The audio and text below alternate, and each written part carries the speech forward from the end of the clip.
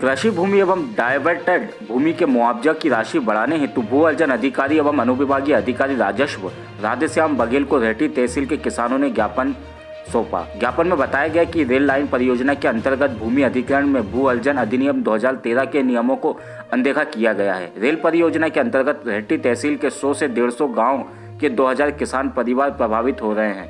किसानों का आरोप है कि शासन द्वारा उच्च अधिकारियों के दबाव में नियमों का पालन नहीं किया जा रहा है। किसानों का कहना है रेलवे द्वारा जो अवार्ड पारित किया गया है वह कलेक्टर गाइडलाइन के आधार पर है, परंतु गाइडलाइन में दिए गए प्रावधानों का पालन नहीं किया गया। किसानों का आरोप है कलेक्टर गाइडलाइन में पिछले 3 वर्षों से कोई वृद्धि नहीं हुई, जबकि भूमि का वर्तमान मूल्य बहुत अधिक बढ़ चुका है।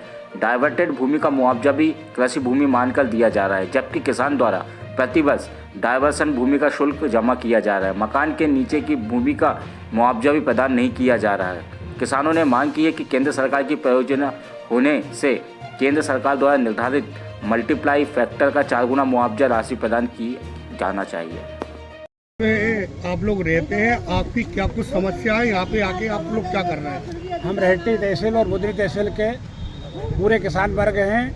हमारी ज़मीन रेलवे ने अधिग्रहण की है, कुछ ज़मीन को हाईवे के लिए अधिग्रहण की गई है और उस ज़मीन का हमें उचित मुआवजा राशि नहीं मिल रही है। इसलिए हम सभी किसान अधिग्रहण कानून के तहत पीड़ित हैं। इसलिए हम यहाँ पर एसडीएम साहब के यहाँ अपना ज्ञापन देने आए हैं कि हमारी मांग के ऊपर और हमारी जो ज़मीन जा रही है उसके ऊपर विशेष विचार किया जाए और हमें उचित मुआवजा दिया जाए, ताकि हम कहीं ना कहीं ज़मीन लेके अपने परिवार को चला सकें।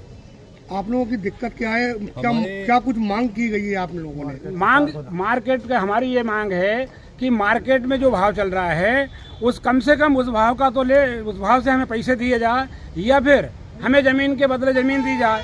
अगर ऐसी ज़मीन हमारी अधिग्रहण कर ली तो हमारे आने वाली पीढ़ी बेरोजगार हो जाएगी, बेसहारा हो जाएगी और हम भी बेसहारा हो जाएंगे। अभी जो मुआवजा वर्तमान में कुछ लोगों के पास नोटिस आए हैं उसमें ऐसा लग रहा है कि हम उतनी ही ज़मीन खरीद नहीं पाएंगे जितनी हमारी गवर्नमेंट अधिग्रहण कर रही है। हमें नहीं मालूम क्या रेट से दे रहे हैं, कैसा दे रहे हैं। अभी रसूलगंज तहसील में कुछ किसानों को मुआवजे के लिए नोटिस दिए गए हैं और वो मुआवजे के आधार पे हम उतने पैसे में हमारे परिवार चलाने के लिए हम उतनी ही ज़मीन नहीं खरीद पाएंगे जितनी अधिग्रहण हो रही है। और कुछ गांव की गाइडलाइन कम है, कुछ गांव की गाइडलाइन ज़्यादा है।